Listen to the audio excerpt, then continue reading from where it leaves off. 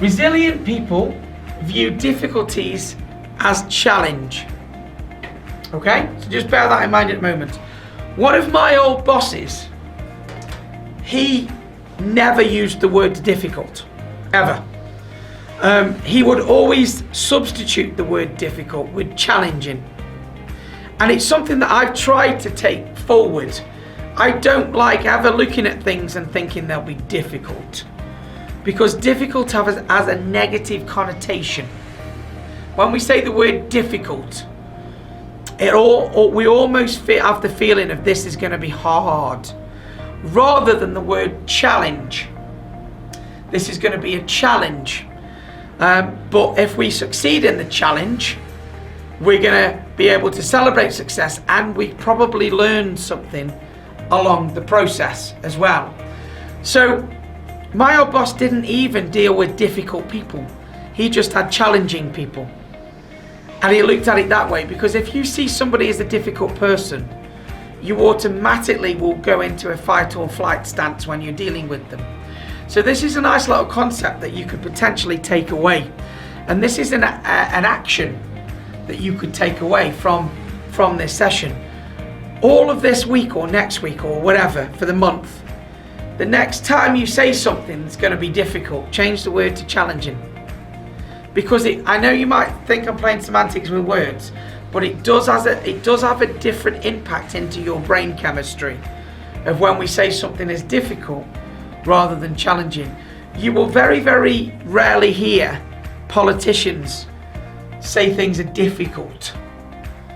They will look at challenges and things like that. Why? Because if you say the word difficult, people go, aha. You know, I lost count of when Boris last did his update and how many times he said the word challenge. Listen out for it, because you'll hear them say it, okay? So, little application for you to take away there, okay?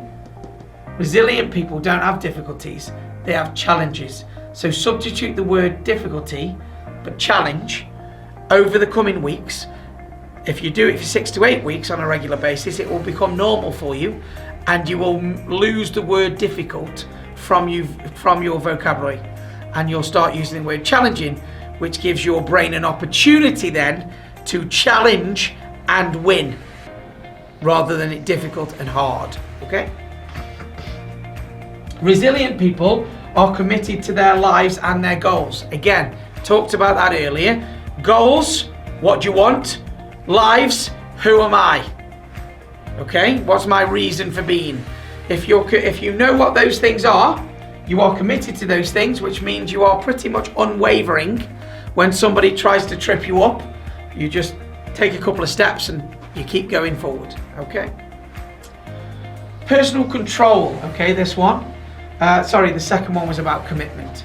Third one, personal control. Resilient people spend their time and energy focusing on situations and events that they have control over. Okay? Now, in our lives, we've got control and we've got influence. Okay? There's going to be control, influence, and out of control. So control, influence, out of control. Okay? The stuff that we can control is brilliant. That normally segues across, cuts across the stuff that we can influence as well. There's a lot of stuff we don't think we can control, but actually when we actually sit down and think about it, we can control some of it. Then there's a load of stuff that we can influence, and then there's a load of stuff that we can't do anything about on the back of it.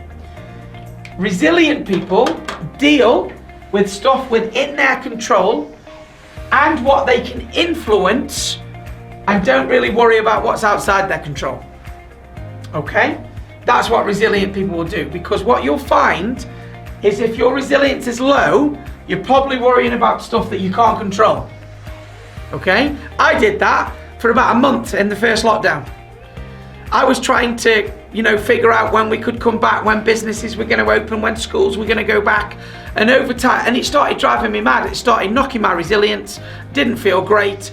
I've got no control over it, and my red profile, high red profile, is quite a controlling profile. So I like to feel that I'm in control as well.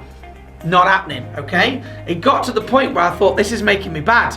So, what can you control? Well, you can control doing your training via video conference like we are today. That's about it, John, okay? You can let your clients know that you're doing it this way. You can do that as well, can't you? Yeah?